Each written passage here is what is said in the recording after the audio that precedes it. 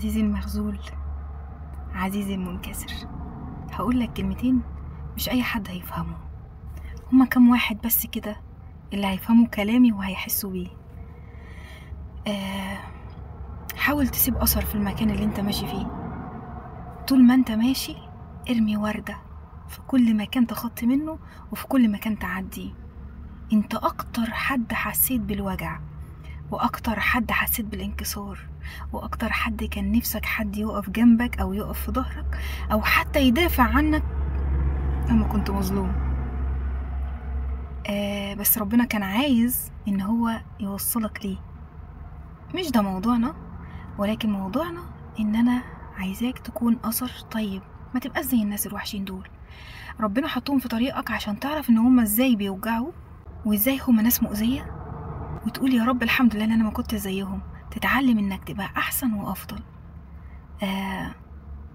كل مكان تمشي فيه اكبر بخاطر حد، ساعد حد، متزعلش حد منك، صالح حد كان زعلان معاك بس يستاهل، مش حد ظلمك وبعد كده تقول انا هروح اصالحه. لا لا لا، كرامتك فوق دماغ اي حد، دي خط احمر ما ينفعش حد يتخطاها. انا بتكلم بشكل عام.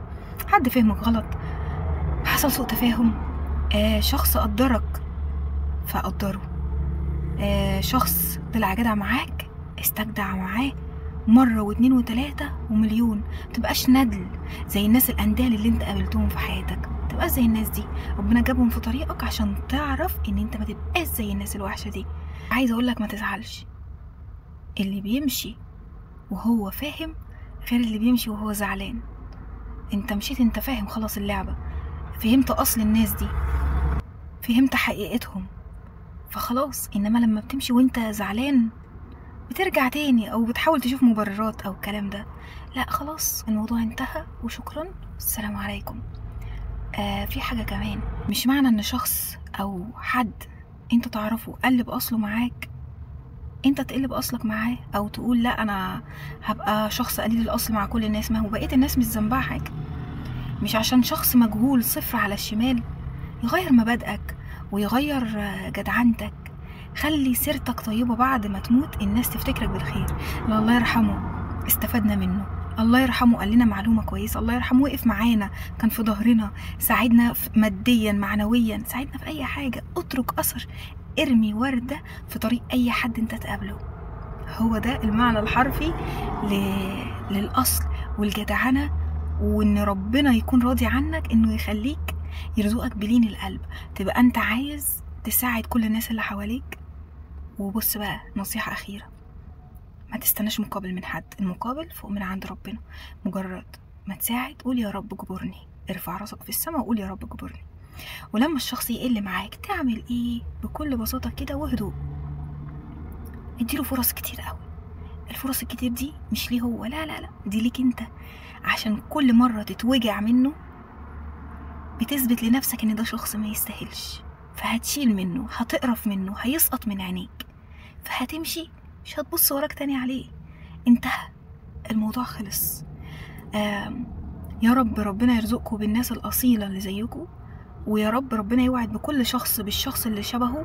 مش في الحب يا جماعة، لا لا لا، في كل حاجة، في الأصدقاء، في الزمالة، في الحياة، في زملاء العمل، في الأهل حتى كمان.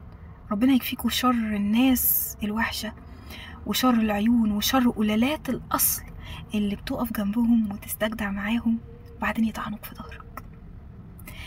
حقك عند ربنا محفوظ، ما تقلقش، ولا تظلمون فتيلة. ربنا بيسامح في كل حاجة، كل حاجة، إلا حقوق العباد لا تسقط، لا تسقط إلا مين؟ إلا بعفو المظلوم. فما تقلقش، حقك محفوظ. وإلى ديان يوم الدين نمضي، وعند الله تجتمع الخصوم. إن شاء الله تجتمع، بس يا رب يا رب نكون إحنا من المظلومين، ما نكونش من الظالمين.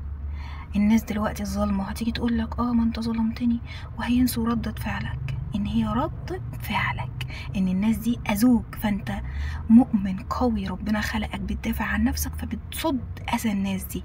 فالناس بقى يا عيني النرجسية هيقولوا عليك ايه؟ هيقولوا عليك انت شخص ظالم عشان انت رديت اذاهم. لا، كان لازم تسيبهم ان هم يأذوك ويموتوك.